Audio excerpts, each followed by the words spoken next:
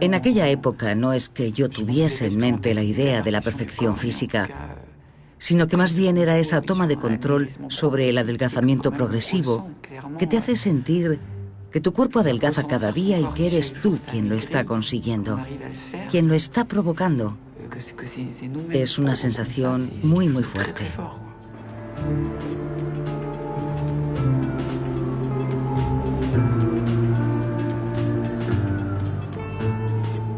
Cuando me estaba matando de hambre, aunque no estaba hambrienta, tenía una sensación aguda de estar viva, concentrada en mí misma, viviendo con intensidad.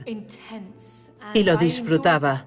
Parecía que pasaba de verdad, casi como si estuviese drogada. Esa sensación de estar completamente vacía la sentía y no quería dejar de sentirla. Era algo en mí que... El hecho de controlar algo, un cuerpo. Sabes que te diriges al infierno, pero sigues yendo.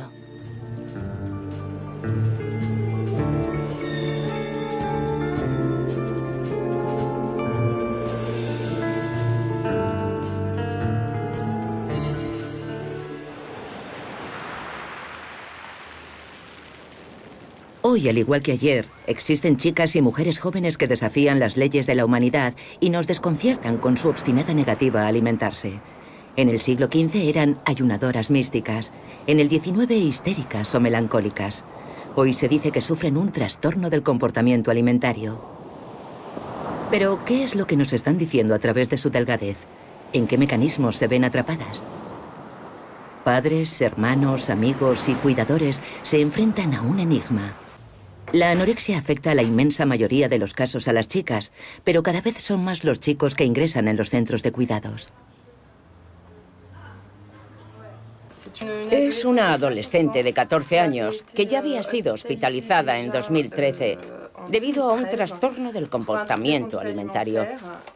De hecho, acabó en urgencias por una pérdida de peso masiva y después la mandaron a mi consulta.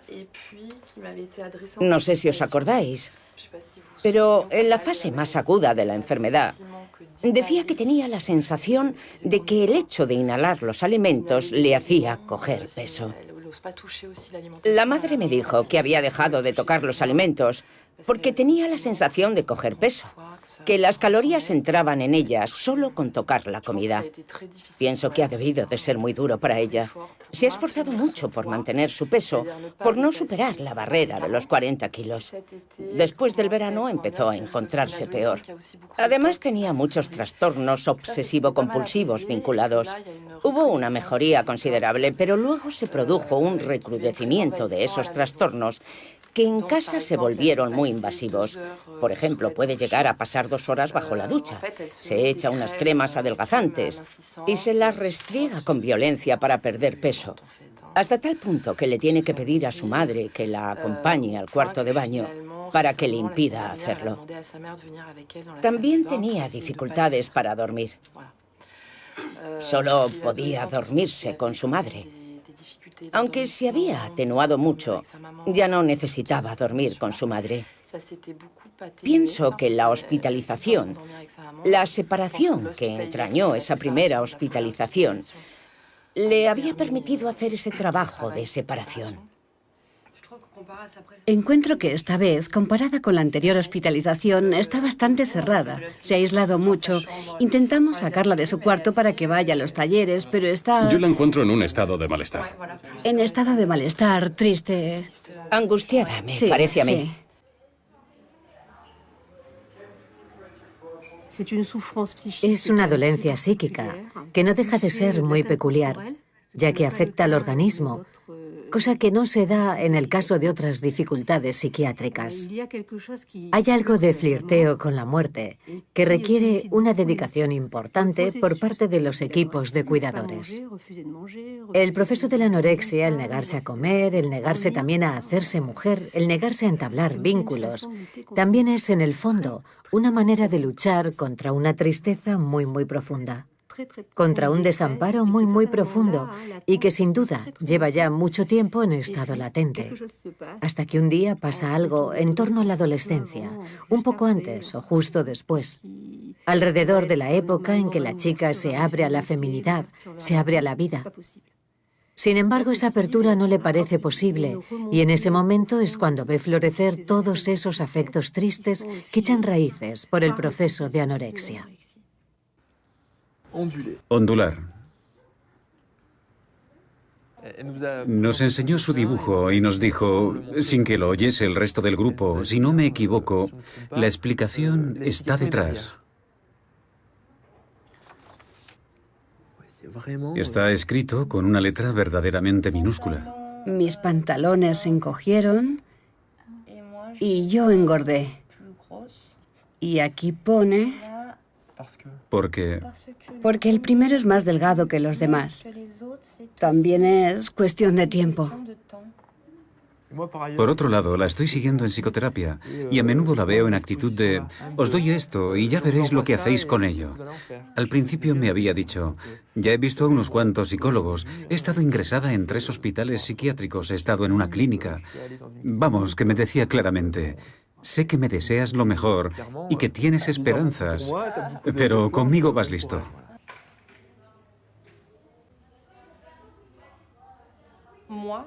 Yo he llegado a asustarme, a angustiarme, sobre todo cuando nos llegaba un paciente que había recaído. En este caso era un chico anoréxico, o sea, algo que no se ve tan a menudo. A mí me impresiona mucho más porque no es tan habitual ver a un chico con un trastorno del comportamiento alimentario como la anorexia restrictiva. De hecho, se encontraba en un estado de delgadez tal que a veces no podía mirarlo en ropa interior cuando lo estaba pesando. Me sentía incapaz. Y entre los síntomas críticos, digamos, estaba el olor a acetona en su aliento, que es un síntoma muy grave. A mí eso me remitía a la muerte.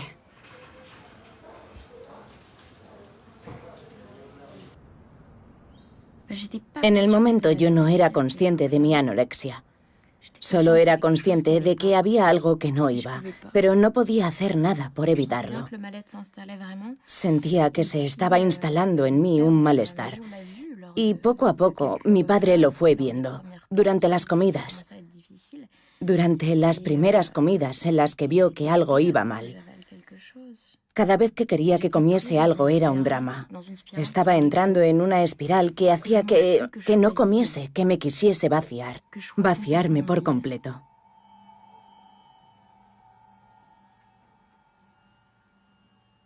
Hay un momento en el que se produce lo que llamamos el detonante.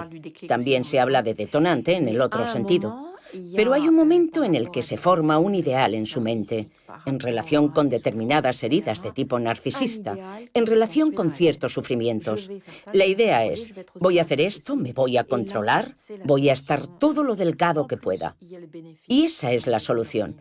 Además están todos los beneficios de las endorfinas y del cortisol.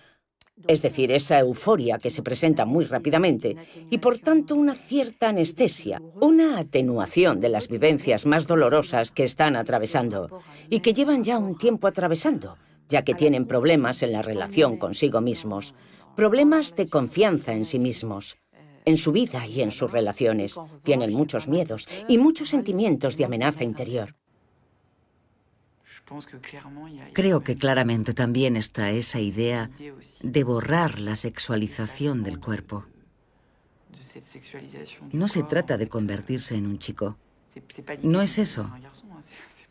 Lo que pasa es que de golpe te ves todas esas curvas en sitios nuevos y es algo que te impacta.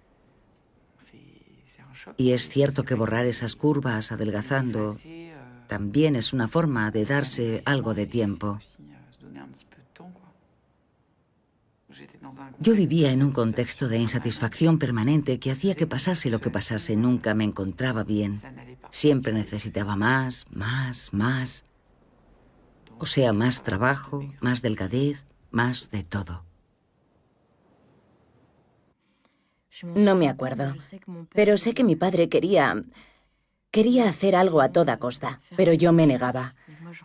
hasta el día en que tuve que reconocer que estaba molida, y hasta tomarme una infusión era complicado. Y para hacerme reaccionar, mi padre me decía cosas muy crudas.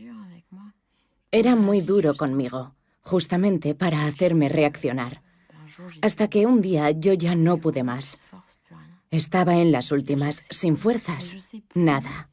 Y ahí tuve que darle la razón. Pero ya no me acuerdo, porque en el pueblo teníamos un médico de familia, vivíamos en el campo, y debí de contárselo, pero me costaba aceptar que me hospitalizasen por eso. Me parecía estúpido. Hubo un descenso progresivo, con varias etapas en la hospitalización en las que me intentaban hacer ganar peso, pero aún así se fue produciendo ese descenso progresivo al infierno. Hasta que un día me dije... De hecho, lo recuerdo perfectamente. Estaba pasando delante de una panadería que hay al lado de casa de mis padres y me dije que, evidentemente, representaba todo lo que me estaba prohibido. Es una imagen, pero en el fondo es eso. Y también representaba la vida de la gente normal. La gente entra en una panadería con la misma naturalidad con la que va a cualquier lado. Y en ese momento me dije que nunca saldría de esa. Me dije que no había nada que hacer y que me había convertido en un peso inasumible para mis padres y les estaba haciendo vivir un infierno y que lo mejor sería que me quitase de en medio. Así que me tomé unos medicamentos. Pero justo esa noche, mi madre volvió a casa un poco más temprano de lo normal.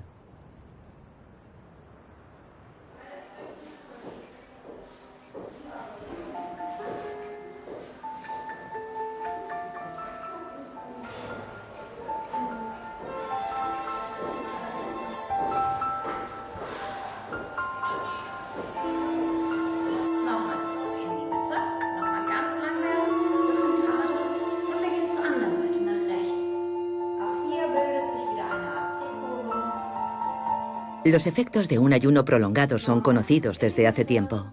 El sentimiento de euforia, la pérdida de la sensación de hambre, pero también la interrupción de la regla y una perturbación generalizada del sistema hormonal. El corazón, el hígado, los riñones, los huesos y la piel se ven debilitados por las carencias. La inanición también entraña una reducción del volumen del cerebro, lo que agrava ciertos problemas cognitivos como la hiperactividad, los rituales obsesivos o el trastorno de la imagen corporal y de la percepción de uno mismo. La desnutrición conduce inexorablemente a un agotamiento del pensamiento y del cuerpo.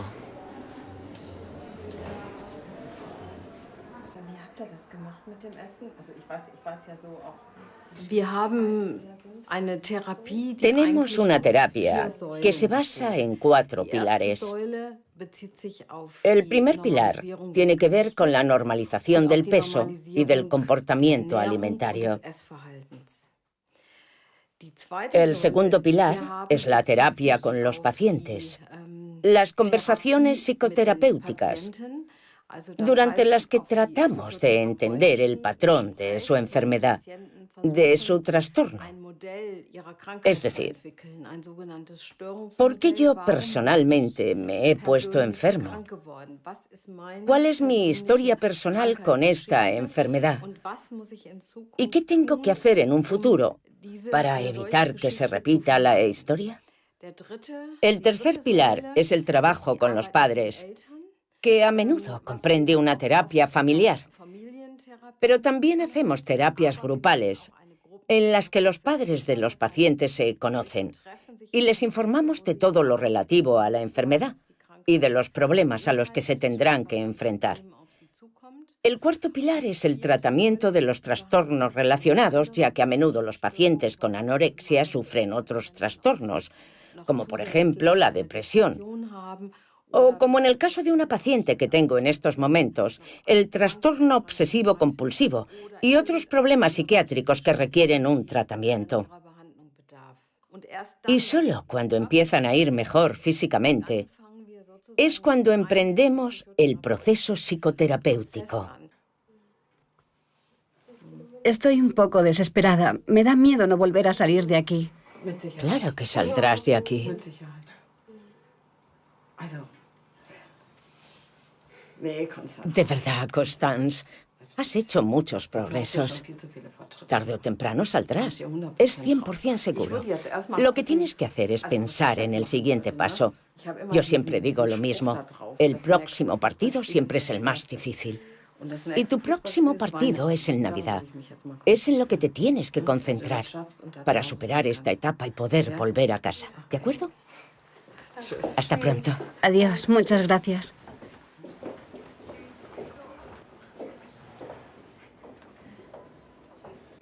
A menudo me pregunto, ¿cuándo se producirá por fin ese detonante? ¿Cuándo llegará? Estaba tan mal que me decía que acabaría llegando. Ya en el hospital estaba fatal. ¿Y no llegó a producirse? No, no llegó nunca. Y me sigo preguntando por qué. A lo mejor es que no estoy lo suficientemente mal como para que llegue. Yo tengo la impresión de que te tendríamos que poner una sonda nasogástrica para que te dieses cuenta de tu estado, y eso me da miedo. Creo que la enfermedad te tiene tan controlada que tienes la impresión de no estar lo bastante enferma aún. Ajá. ¿Te das cuenta de que para mí es una locura oír estas cosas? Sí. Hace tiempo que trabajo aquí y me escandaliza escuchar algo así. Casi siempre empezamos el tratamiento haciendo escribir 2 cartas a nuestros pacientes. La primera carta empieza diciendo: querida anorexia, eres mi mejor amiga porque... Y los pacientes tienen que escribir por qué la anorexia es su mejor amiga. Después de un primer periodo de tratamiento, les hacemos escribir una segunda carta que empieza diciendo: cruel anorexia, eres mi peor enemiga porque... Ahí es cuando les hacemos reflexionar sobre la manera en que la anorexia les ha destruido la vida. La primera pregunta es ¿cómo te sientes?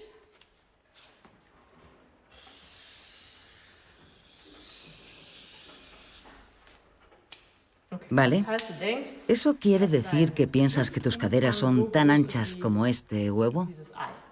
Sí. Bien, ahora mídete las caderas.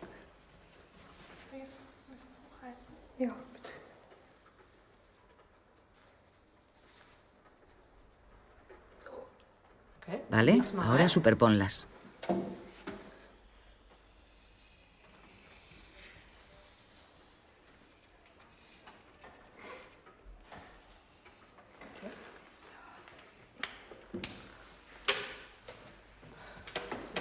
¿Y ahora? Es la segunda vez que hago esto y todavía sigo sin creérmelo. ¿Sigues sin creerte que el círculo azul representa la realidad? Me parece tan pequeño. ¿Y la última vez que lo hiciste tuvo algún efecto en tu forma de percibir tu cuerpo? No. En el día a día no consigues acordarte de lo que estás viendo aquí, de que eres más delgada de cómo te sientes. Sí, es lo que me dice todo el mundo, pero no acabo de creérmelo.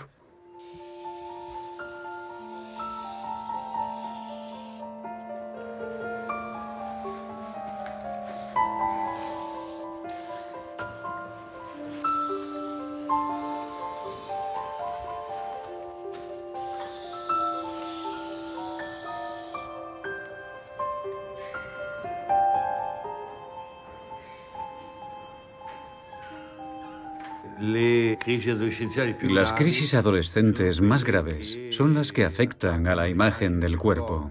Hay que entender que, como es natural, la mayoría de los adolescentes están orientados de manera narcisista. Se les ha educado para que piensen que el yo es muy importante y que la popularidad, la simpatía, el éxito social y la belleza son muy importantes.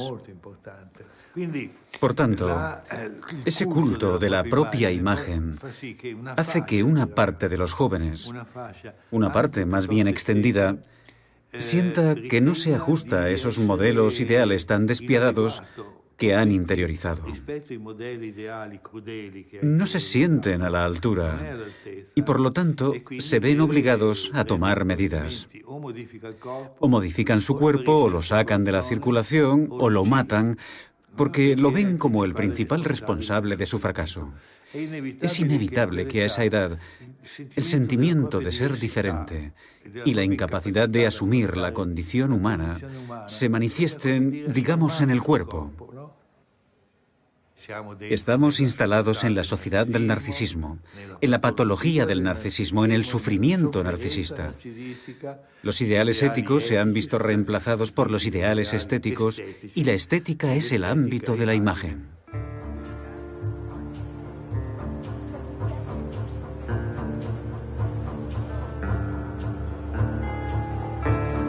Hoy en día la tentación anoréxica es más fuerte que nunca.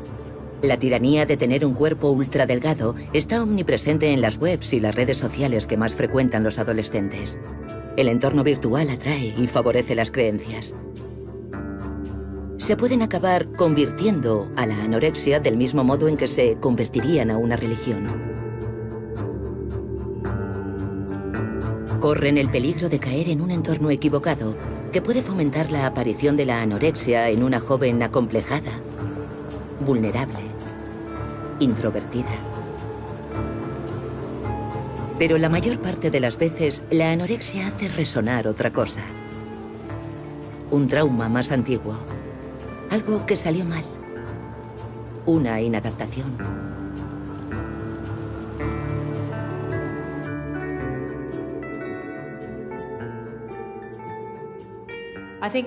Creo que el hecho de hacerme adulta fue algo demasiado intenso para mí. Pensé que tendría que tomar un montón de decisiones adultas sobre mi vida y sobre lo que hacía, y me di cuenta de que el control era una parte muy importante del hecho de hacerse adulta y de madurar. Aparte de eso, mi hermana gemela acababa de dejar los estudios mientras que yo me quedé en el internado. Así que una parte de mi identidad había desaparecido con mi hermana. Y me sentía un poco sola, y el hecho de cumplir 18 años y de hacerme adulta oficialmente me hizo pensar que iba a tener que tomar decisiones y de algún modo empezar a vivir como una adulta.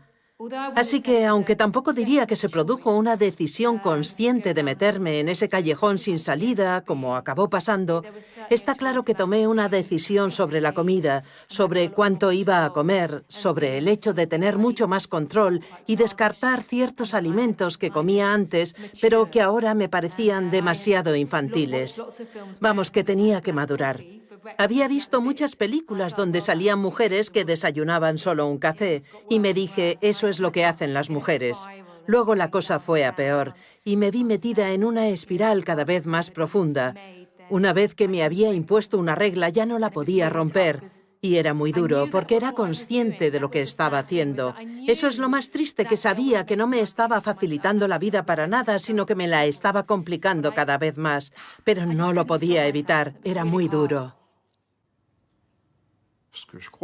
En mi opinión, es un síntoma que se impone de una forma más inconsciente que consciente. Al fin y al cabo, la alimentación es una sustancia emocional. Para empezar, es un elemento esencial de la relación entre la madre y el hijo. Es la primera experiencia que tiene el niño del mundo, la expresión de una necesidad, y por lo tanto hay que tener en cuenta esa dimensión emocional que subyace a todo trastorno alimentario. Hay que comprender que lo que está demandando la paciente, aunque no lo haga expresamente, no es una necesidad alimentaria, sino una necesidad afectiva. Y hay que satisfacerla. Es decir, que esta chica, debido a su estado de delgadez, debido a la inquietud que despierta, porque su vida corre peligro, va a solicitar la atención de sus padres de forma regresiva, como lo haría a una niña pequeña. Y eso es lo que les está pidiendo, que pueda producirse un intercambio entre ellos, compensar las interacciones fallidas que se produjeron anteriormente. Mi madre me solía decir, sé que me odias por haberte dado a luz. Me odiaba a mí misma, pero también odiaba al mundo. Por algún motivo no terminaba de entenderlo. Creo que tenía la impresión de que el mundo era un lugar muy hostil cuando te haces mayor. Creo que sentía mucha rabia y un montón de emociones que no era capaz de expresar. Creo que quizá lo que me daba rabia era mi propia humanidad.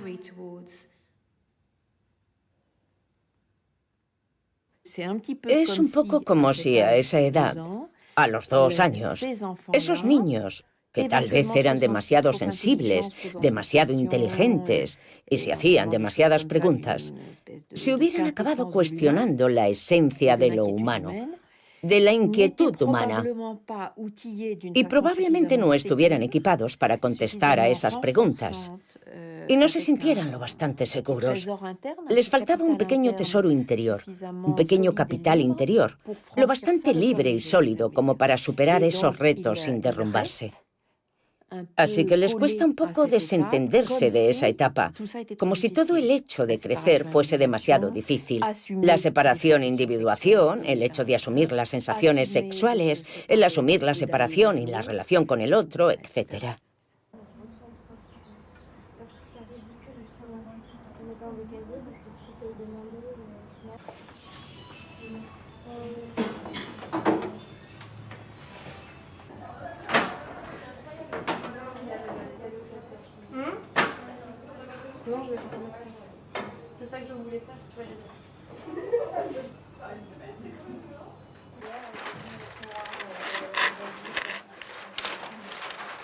En la alianza que se busca con estas chicas, lo novedoso es la importancia que se le da ahora a las mediaciones corporales y artísticas. Ya estén ingresadas o acudan a hospitales de día, participan en talleres de danza, de dibujo, de escultura, así como en sesiones de masajes o de cuidados estéticos.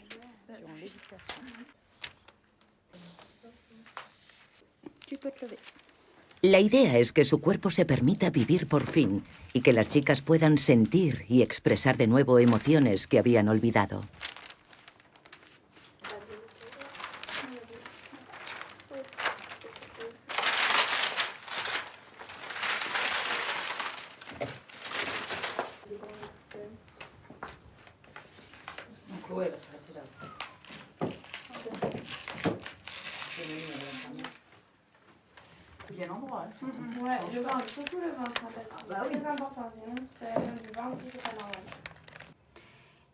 He puesto en rojo lo que no me gustaba y esa especie de pinchos, porque esas partes... Me da miedo coger peso en esas partes y no me gustan. ¿Y esas partes cuáles son? Son las caderas, los muslos y el vientre. Pero en mi cabeza me he imaginado unos zigzags porque hay elementos de mi pasado sobre los que quiero trabajar. Porque me duelen y no se van. Y siguen estando presentes a pesar de todo. Y me hace sufrir. Y el punto de interrogación lo he puesto porque todavía estoy en terapia. Y estoy intentando progresar, así que inevitablemente me hago preguntas.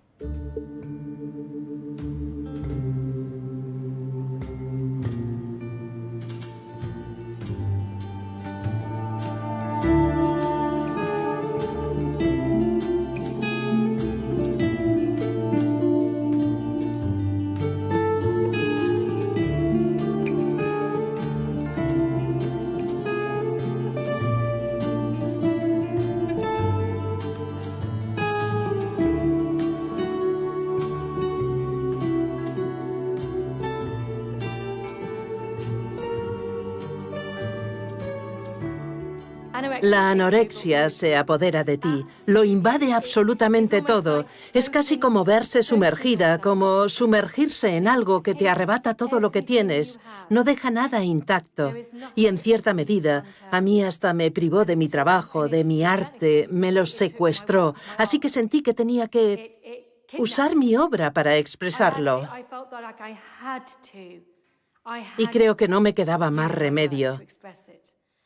No tenía nada más que decir, porque la anorexia te sumerge por completo, te lo roba todo.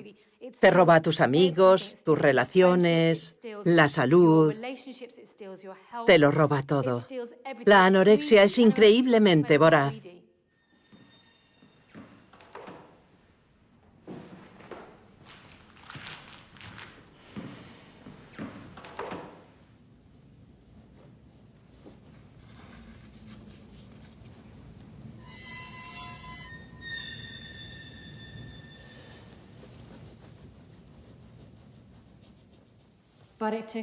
Pero me llevó mucho tiempo darme cuenta de lo abusona que es la anorexia y de que yo lo podía ilustrar con mis dibujos.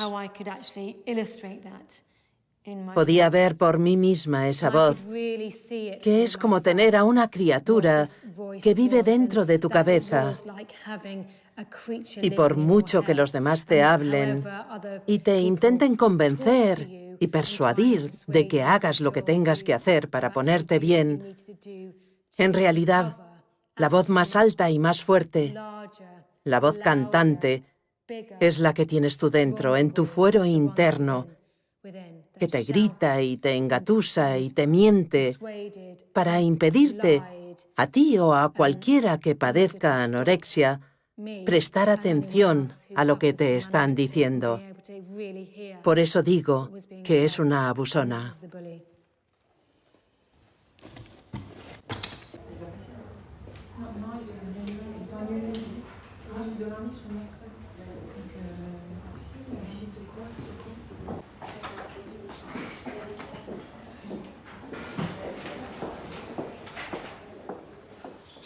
La hospitalización es una solución dolorosa. Y es lo que les decimos a las pacientes. Ellas ya lo saben. De hecho, siempre tratamos de formular bien ese contrato desde un principio, porque a menudo las pacientes llegan diciendo, ya no puedo más. En mi entorno todos me dicen que no estoy bien, así que me tienen que hospitalizar. Eso no quiere decir para nada que ellas se den cuenta de que ya está, de que tienen que cuidarse. De hecho, no es posible. Precisamente porque en eso consiste su patología, porque así es como funcionan. Así que es difícil, es una patología grave. Por lo que el propio tratamiento ha de ser drástico. Y es por un buen motivo, porque es la única forma de progresar. Y para ello hay que vencer sus resistencias. Vamos a sacar otra por si acaso. Sonríe otra vez. Tampoco es plan de poner mala cara en una foto. Ya está, ya te puedes mirar en el espejo. Cuidado. Eso es, mírate. Procura visualizar bien el contorno de tu cuerpo. Se me hace raro asociar este cuerpo con mi yo, la verdad. ¿Y así se te hace aceptable? Es que en mi cabeza sigo teniendo el cuerpo de una niña. Lo tienes en la cabeza, pero ¿de verdad es el cuerpo que deseas tener?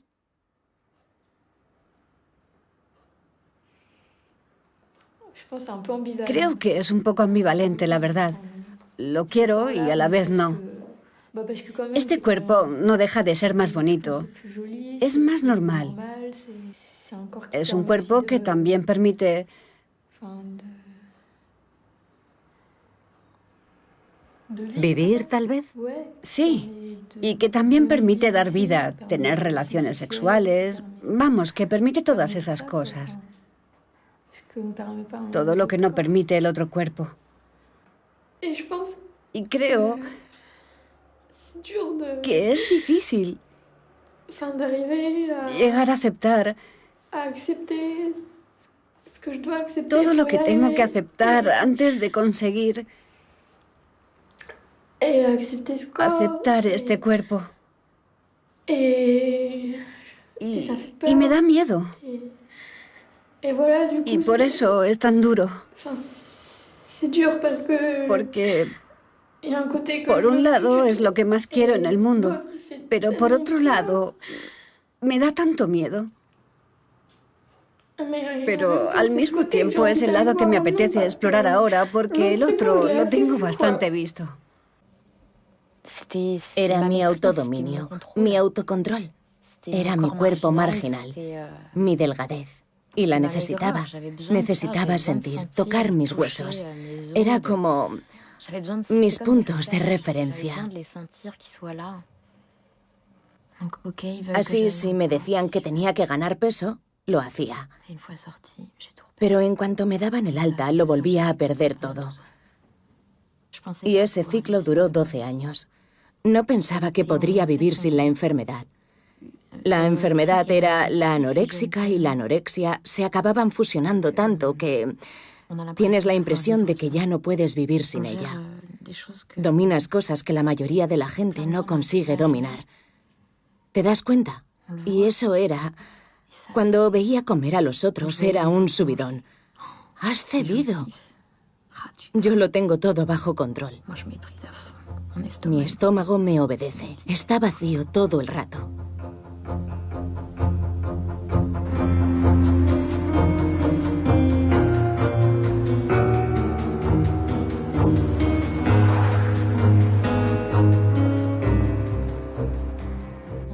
Hice un viaje a Italia con mi padre para... Bueno, me habían dado el alta en el hospital. Y su amiga vino con nosotros y fuimos a un restaurante, una pasada de restaurante con vistas a un lago. Era magnífico. Y yo casi me sentía con fuerzas para comer normalmente. Pedí un entrante y un plato principal. Y luego me dije, venga, ¿por qué no? Voy a pedir un postre. Y al volver al hotel esa noche, me arrepentí. Me arrepentí y no soporté la culpa. Sí, lo recuerdo. Entonces intenté vomitar y funcionó. Y así fue como empezó todo. Había encontrado el truco, porque aparte de la anorexia está el fenómeno de la bulimia. Hay tantas privaciones en la anorexia que descubres la forma de llenarte, de ingerir cantidades enormes, en una opulencia total. Es casi como ensuciarte para volver a estar limpia después, sin que tenga un efecto sobre tu cuerpo. Bueno, es una forma de hablar, porque en realidad la bulimia te destruye bien por dentro. Detrás de toda anoréxica, se suele decir, es un clásico, que hay una pulsión de bulimia reprimida. Pero yo diría que no en todos los casos. Detrás de un buen número de casos es cierto que hay una fantasía de bulimia reprimida, presente de forma latente. Pero ese no es el quid de la cuestión. Yo diría que no es más que una complicación, que se añade una desregulación de la capacidad de autocontrol y de inhibición, a través de una impulsividad, una avidez, como diría un psicoanalista. Un conductista o un neurocientífico diría que tiene que ver con el mecanismo de recompensa, con una disfunción suplementaria de la impulsividad. Hay una tercera parte de las pacientes con anorexia que se curan por completo. A menudo se trata de casos no demasiado precoces, que se presentan en torno a los 17 o 18 años, por lo que en general son formas poco severas. Son casos que existen, por suerte. Luego hay otra tercera parte en la que vemos una franca mejoría, aunque subsisten unos síntomas residuales que no dejan de ser un tanto molestos. Cada caso tiene sus peculiaridades, pero hay pacientes con las que tenemos muchos problemas.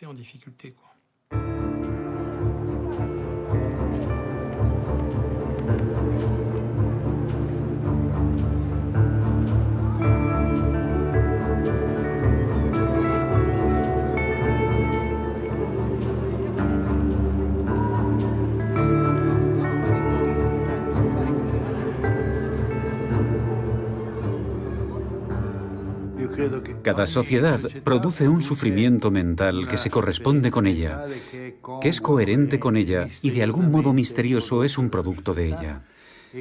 Y vale la pena escuchar a los chicos que sufren, e incluso a los adultos que sufren, porque nos dicen cosas importantes sobre esas contradicciones sociales. No es casual que hoy por hoy haya menos psicosis declaradas y muchos más de los llamados trastornos límite de la personalidad. Es como si ahora fuese posible, como si fuese posible expresar el propio dolor, el propio sufrimiento, acercándose al límite pero sin traspasarlo, sin entrar en la psicosis, sino quedándose más acá del límite y obteniendo así los mismos resultados en el fondo. Así que creo que hasta las anoréxicas desempeñan esta función. Nos están diciendo algo sobre las contradicciones sociales en las que vivimos.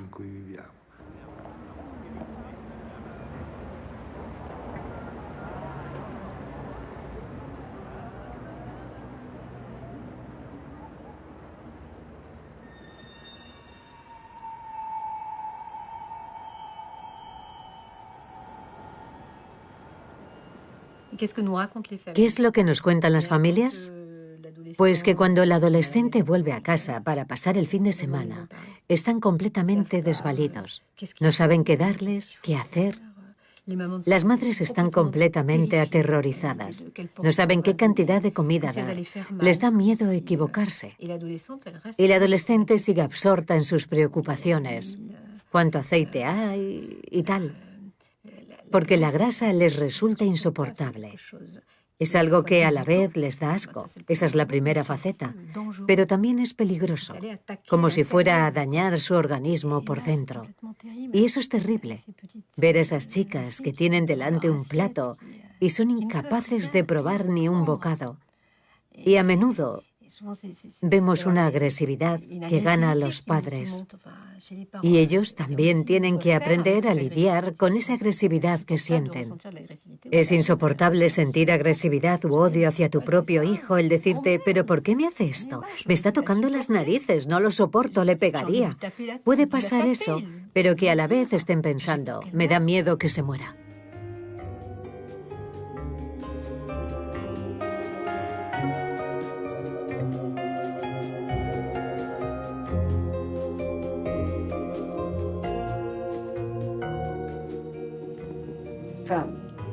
Ahora lo podemos hablar entre las tres, pero esto que me estás diciendo es un poco paradójico, porque el peso de Josephine se está estabilizando, ¿verdad?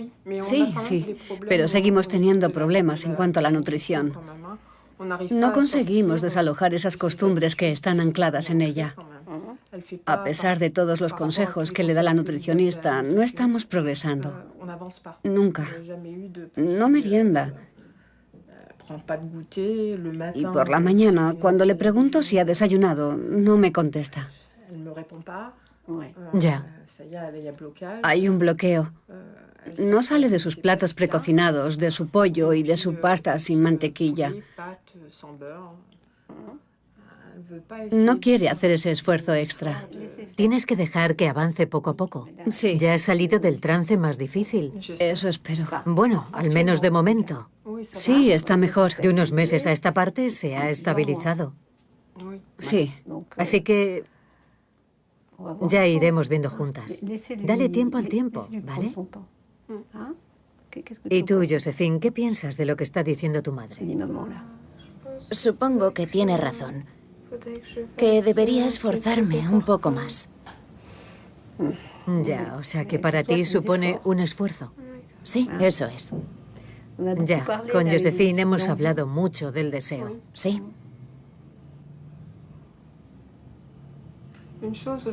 Otra cosa en la que también ha progresado es que, aunque muy poco a poco, está volviendo a hacer un poco de vida social. Sí, es lo que me ha dicho. Va progresando poco a poco a su ritmo, pero sí que siento que, aunque no me habla mucho de ello, siento que le resulta un poco más fácil hablar con los demás. Y quieras que no, eso me hace ilusión.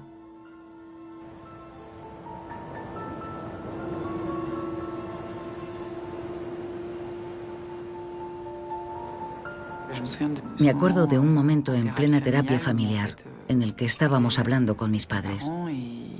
Y yo comprendí una cosa que no sabía. El hecho de que mis padres efectivamente también son muy exigentes consigo mismos. Y creo que yo, ingenua de mí, me había convencido de que mis padres eran unas personas perfectas. Estaba plenamente convencida de ello. Y por eso, como me había puesto el listón demasiado alto para mi edad, era evidente que nunca estaría a su altura. Y ese día ellos, a modo de confidencia, me dijeron que no, que ellos no eran perfectos. Y para mí eso fue un descubrimiento. Era como si me estuvieran autorizando a dejar de intentar ser tan perfecta. Nosotros estamos aquí para favorecer el trabajo de introspección siempre y cuando sea posible. Cuando nos topamos con algo demasiado doloroso o complicado, no precipitamos las cosas, nos detenemos en un punto determinado. El paciente tiene que admitir que, como le pasa a todo el mundo, en la relación con sus padres, Ha habido un intercambio sano hasta cierto punto y luego se ha producido un encontronazo. ¿En qué familia no hay carencias por algo que no ha sido intercambiado con el padre y la madre porque se ha producido un encontronazo con ellos? Es importante asumirlo. De lo contrario, pasará de generación en generación.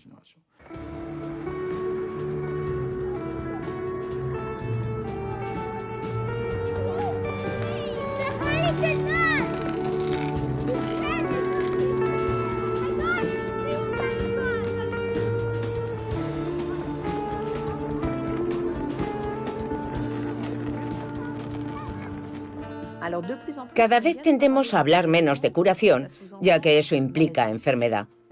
Por otro lado, claro que yo lo sigo diciendo con mis pacientes y con las familias, en particular cuando se hace necesaria la hospitalización, y más aún cuando la paciente corre peligro. Pero en vez de enfermedad, preferimos hablar de trastorno movilizable, de trastorno del funcionamiento. Y en vez de curación, hablamos de abandono del ideal anoréxico, de flexibilización del funcionamiento o de relajación del funcionamiento.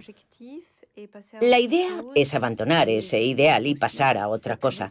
Y también contar con un ser que, en el fondo, tiene todo el potencial. Fue con esa chica, con esa psicóloga rusa, con la que tuve la revelación. Era una tontería, pero que me alivió mucho. Me hizo entender que mi madre había estado enferma durante 10 u 11 años. Así que había estado enferma desde que yo tenía 1 año y se murió cuando yo tenía 11 años. O sea que estuvo 10 años enferma.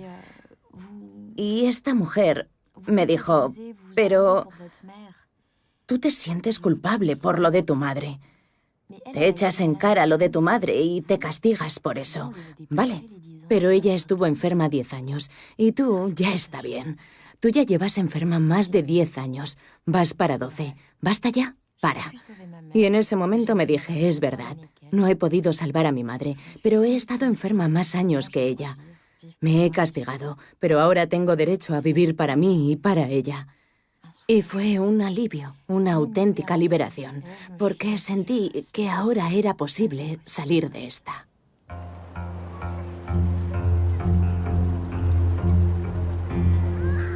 La anorexia conserva, aún hoy, su lado enigmático. Es un testimonio de la imposibilidad de separar el cuerpo de la mente. Poco a poco los cuidados progresan, a medio camino entre lo somático y lo psíquico. Al cabo de un largo trabajo terapéutico o de un encuentro fortuito, tarde o temprano vendrá, para las que lo consigan, el momento de plantearse por fin esta pregunta sin correr el peligro de una recaída. ¿Quién soy yo sin la anorexia? A veces sueño que me cortan cachos. Literalmente, con una herramienta. Ya me gustaría a mí poder cortarme lonchas. Cachos de muslo, cachos de nalga. Las cosas que me sobresalen, vamos. No les veo ningún interés a esos cachos. La verdad es que mi ideal es un cuerpo sumamente delgado. De hecho, con mi marido a menudo tengo piques, porque yo le digo, ahí va, ¿has visto qué cuerpo tiene esa chica? Y él me dice, pero si está flaquísima, es un espanto. Así que me hace gracia y me hace ilusión. Porque a él no parecen desagradarle mis partes que sobresalen. Así que... Pero bueno, me ayuda. Su mirada me ayuda mucho a aceptarme tal y como soy.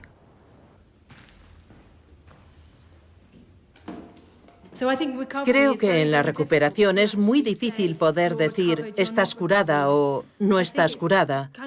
Pasa un poco lo mismo que dice la gente sobre el alcoholismo, que es algo con lo que tienes que aprender a convivir.